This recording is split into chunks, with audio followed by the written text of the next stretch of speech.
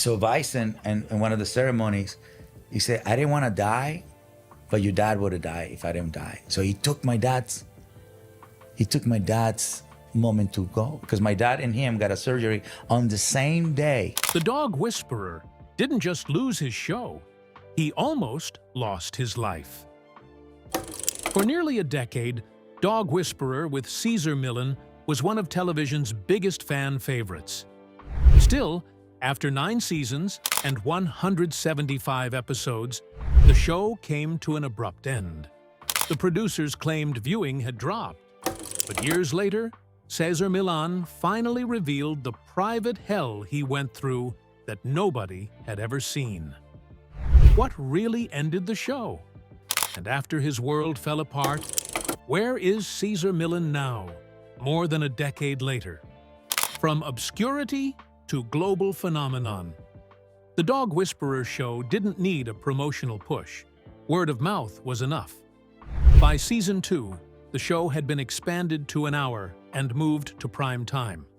By season 6, the New York Times estimated his American audience at 11 million viewers per week. Soon, the show became National Geographic's #1 program. What exactly was the show about? Cesar would walk into a home where a dog had been terrorizing a family for years. Within minutes, the animal would be calm, submissive, and quiet.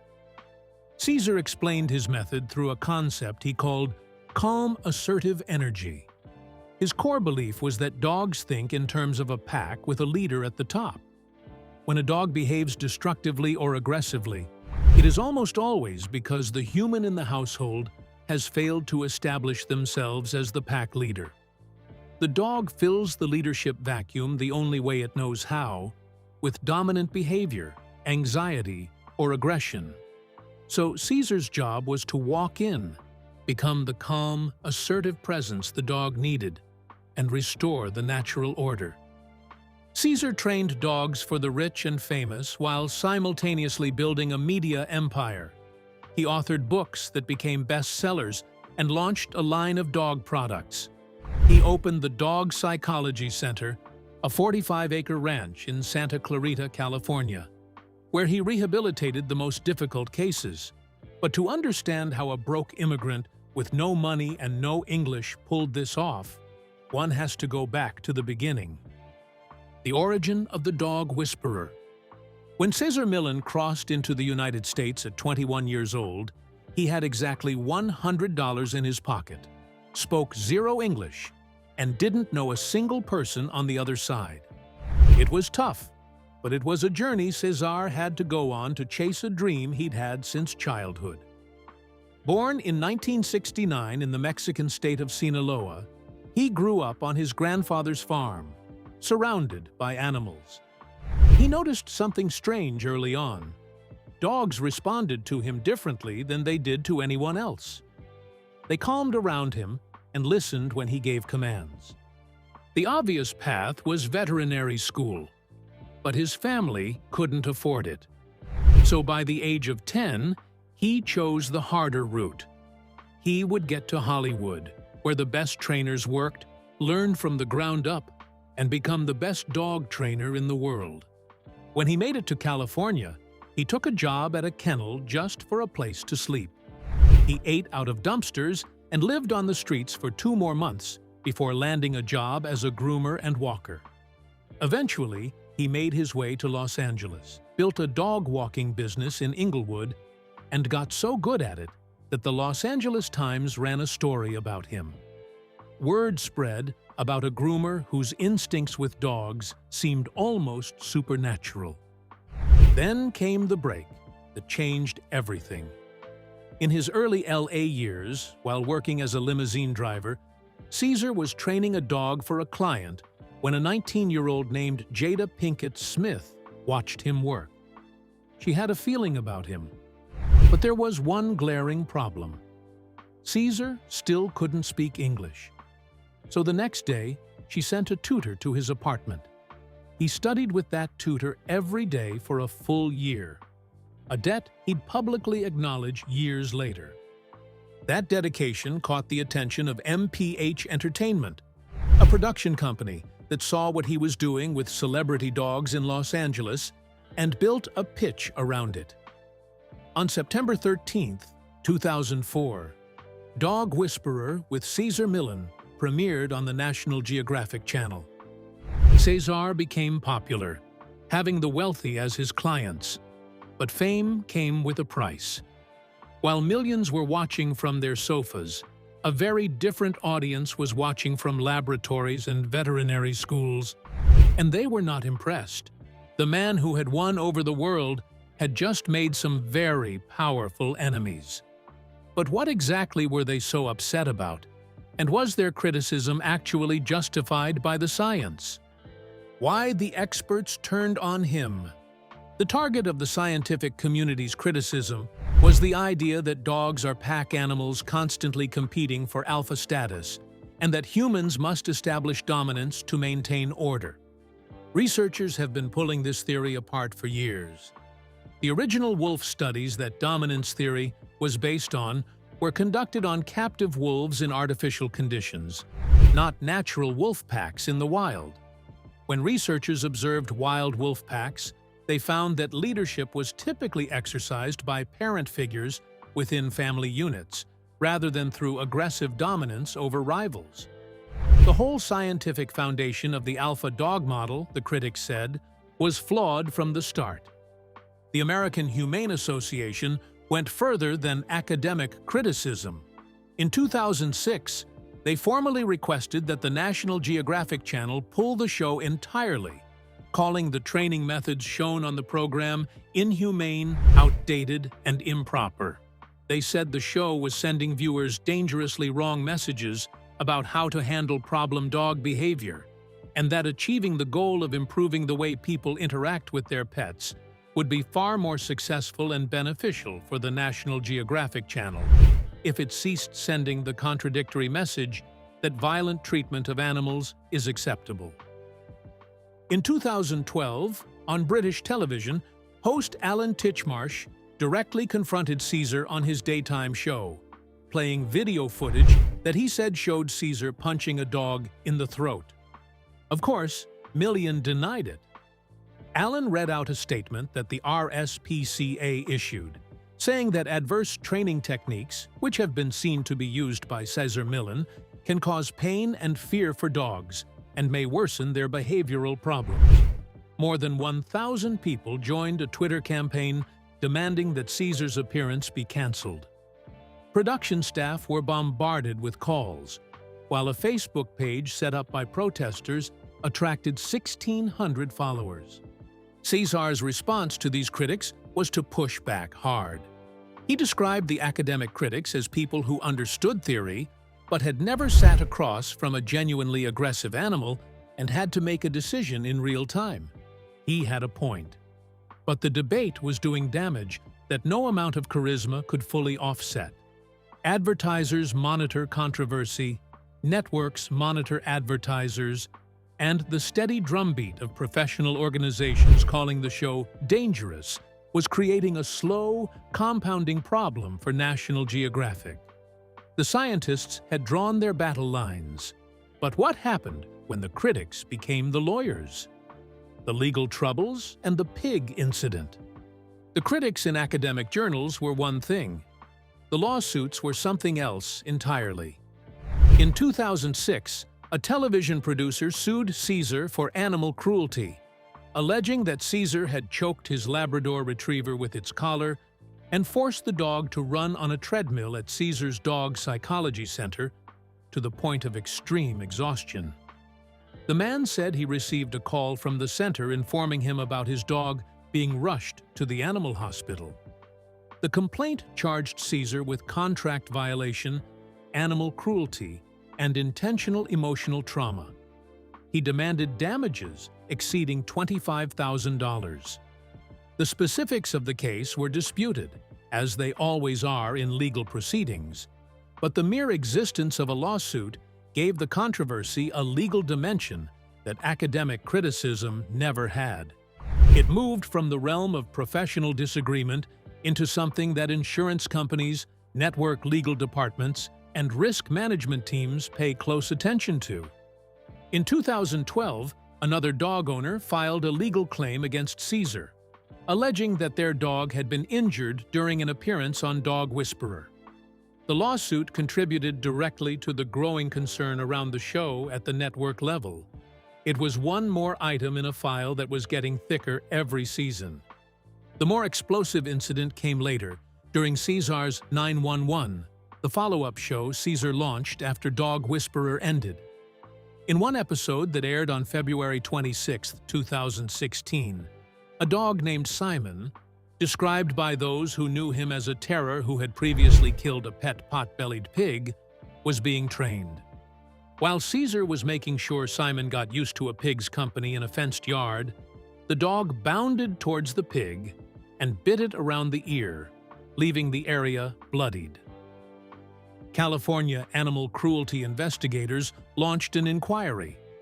The investigation showed that the dog accidentally escaped Cesar's control, and people present immediately captured the dog, attended to the pig, and called in a veterinarian who found no need for treatment. Los Angeles County Deputy District Attorney David Jacobs wrote in a case evaluation statement that after a comprehensive investigation, including inspecting the pig, reviewing the veterinary report, reviewing the full video several times, and interviewing all persons involved, the DA's office, like us, was unable to identify any animal cruelty committed by Mr. Cesar.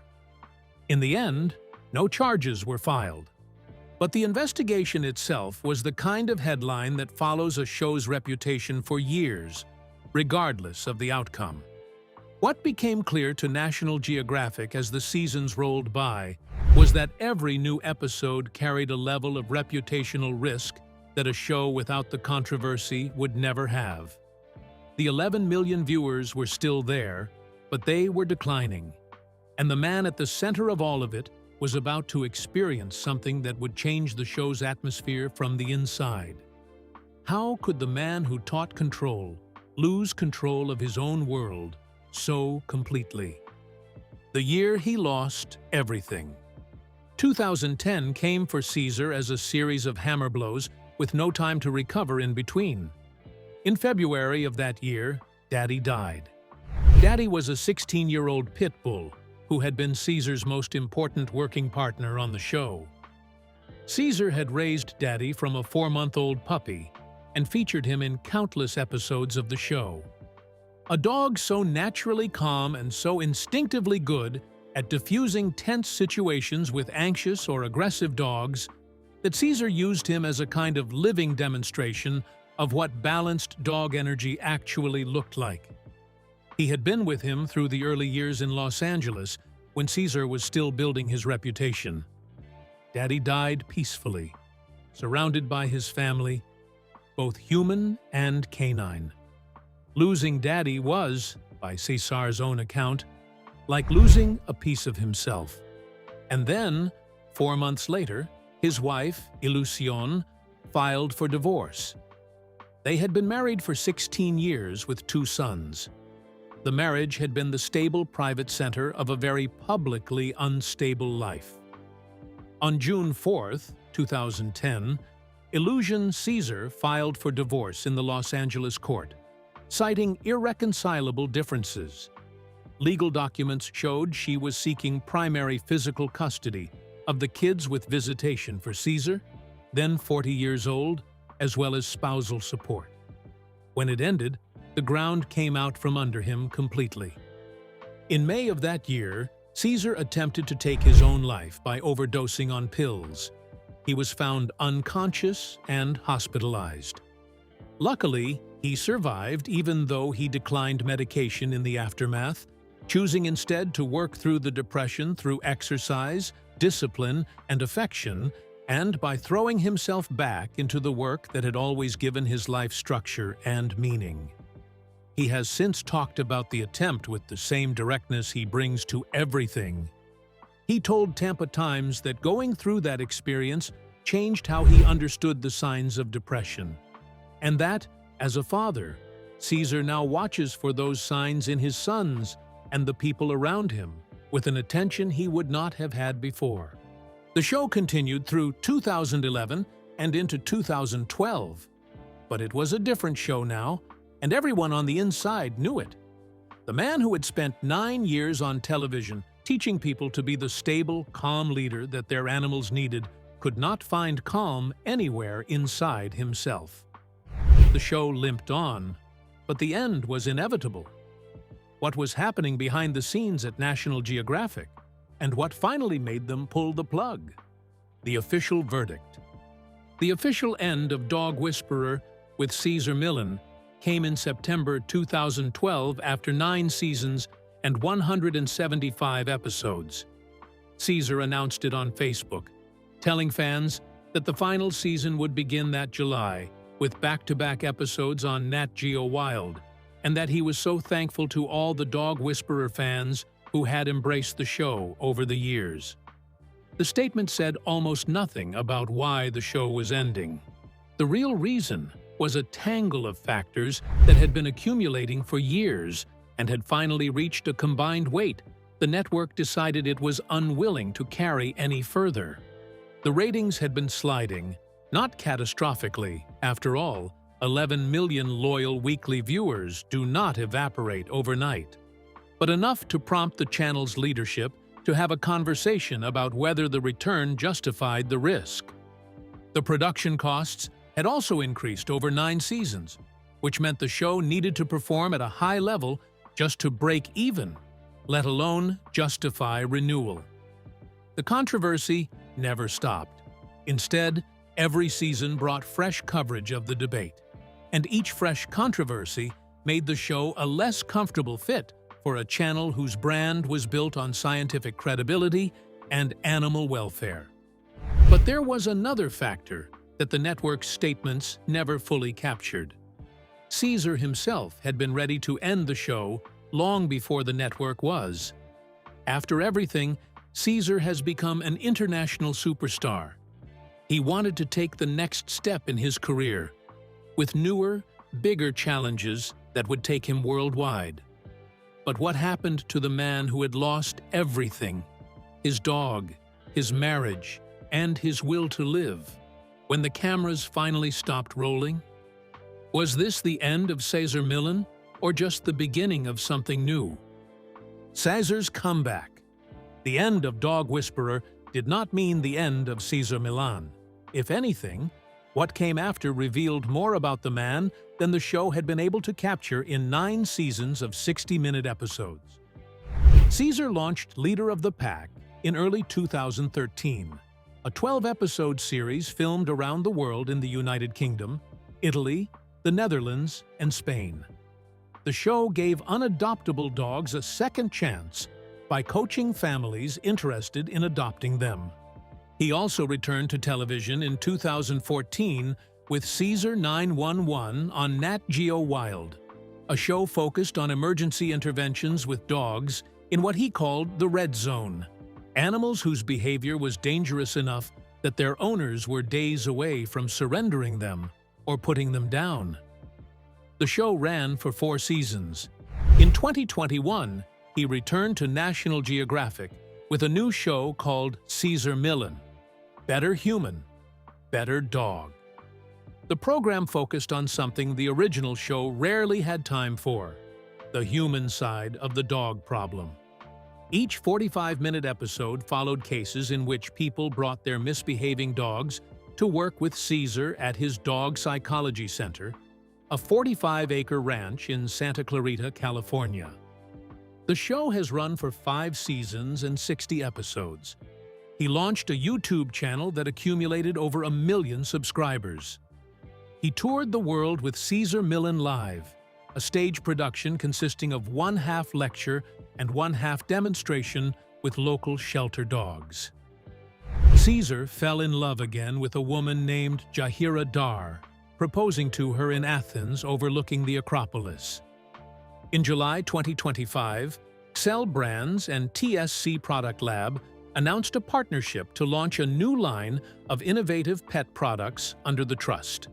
Respect. Love by Cesar Millan brand, including smart electronic devices and small appliances designed to enhance pet well-being. A separate licensing partnership with K9ware was announced to launch pet accessory categories, including toys, training tools, accessories, nutrition, and grooming tools. But the controversies never end. In September 2021, a new controversy emerged when a gymnast named Lydia Mattis filed a lawsuit alleging that Cesar's pit bull, Junior, had attacked her in 2017 and had a history of violence, including allegedly killing Queen Latifah's dog. Cesar denied the allegations, calling the claim that Junior had mauled the rapper's dog a blatant lie. Cesar Millan is, by any measure, still working and still relevant more than a decade after the cancellation that was supposed to end his television career. The Dog Whisperer may have ended, but Cesar Millan is far from finished. What will he do next?